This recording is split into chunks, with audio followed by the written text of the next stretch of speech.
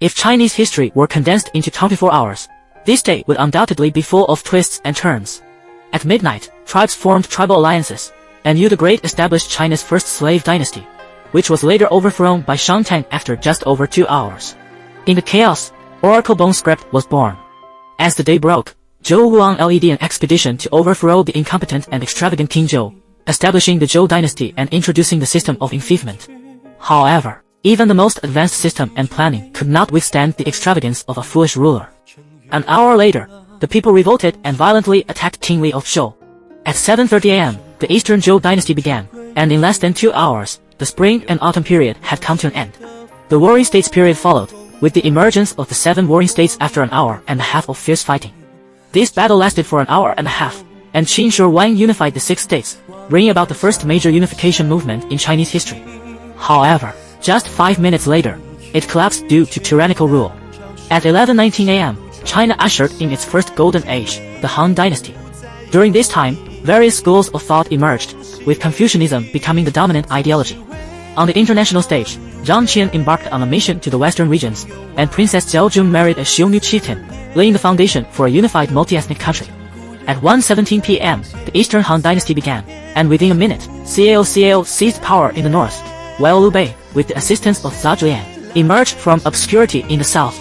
Sun Quan established the kingdom of Wu in the southeast, leading to a confrontation among the 3 kingdoms. After more than 10 minutes, the Eastern Han dynasty came to an end, followed by nearly 2 minutes of division between the north and the south. Buddhist monks fled westward, starting to create murals in the Dangwang grottos. At 3:35 p.m., China was once again unified under the Sui dynasty.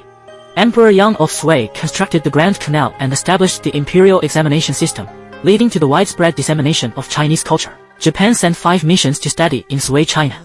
At 3:45 p.m., the most glorious dynasty in Chinese history began.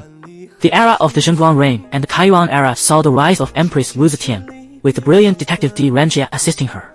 At 5:46 p.m., the Southern Song dynasty was attacked by the Liao, Cao, and Jin dynasties in succession. 2 hours later, Genghis Khan's 3,000 cavalrymen swept through the Southern Song dynasty, once again unifying China and expanding its territory to an unprecedented extent. At 8:09 p.m., the Ming dynasty, the untold story began, marking the era when China had the most advanced naval technology. Jin He embarked on 7 voyages to the west, showcasing China's national prestige and leaving a mark in Europe, Africa, and the South Pacific. At 9:44 p.m., the Qing dynasty was established, giving birth to 3 emperors with the most. The Kangxi and Qianlong eras saw the recovery of Taiwan and the repulsion of the Russian Empire, but China adopted a policy of isolationism. Within just an hour, the Opium War broke open China's doors. China signed its first unequal treaty in modern times, and a group of intellectuals began advocating for learning from the West.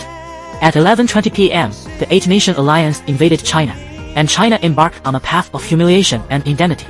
4 minutes later, the last emperor, Puyi, was dethroned, and the Qing dynasty truly came to an end. Just a minute ago, Sun Yat-sen led the Xinhai Revolution, dealing a heavy blow to the feudal monarchy on its last legs. At 11:23 p.m., the May 4th movement erupted, with workers and students taking to the stage of history. 1 minute later, the Communist Party of China was born on a small boat southern Jiaxing, leading China towards rejuvenation. At 11:27 p.m., the Japanese invaded China, and the indomitable Chinese people endured the longest 5 minutes, experiencing countless hardships. Finally, at 11:34 p.m., China welcomed the birth of the People's Republic of China. The Dragon of the East began to awaken. 2 minutes later, at the Bandung in Indonesia, China's diplomatic policy of seeking common ground while reserving differences won the support of third world countries. At 11:42 p.m., China regained its seat in the United Nations. At 11:44 p.m., China began its reform and opening up policy, and just 5 seconds later, an elderly man wrote a poem by the South China Sea, followed by a miracle. At 11:51 p.m., China regained Hong Kong and Macau. It joined the WTO and successfully bid for the Olympics. At 11:53 p.m., China launched its first manned spacecraft, Shenzhou Wolf, into space. At 11:55 p.m., the Beijing Olympics amazed the world.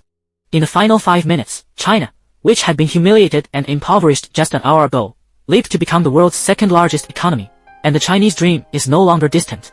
The Hong Kong-Zhuhai-Macau Bridge, the th wonder of the world, connected the Pearl River Delta. Zhurong, the rover, explored the unknown on Mars. The Hohotami Railway traversed the Gobi Desert. The giant dragon of the East soared into the sky. The wheel of history rolled forward, with every fold and imprint reflecting loyalty. We are all fellow travelers on this road.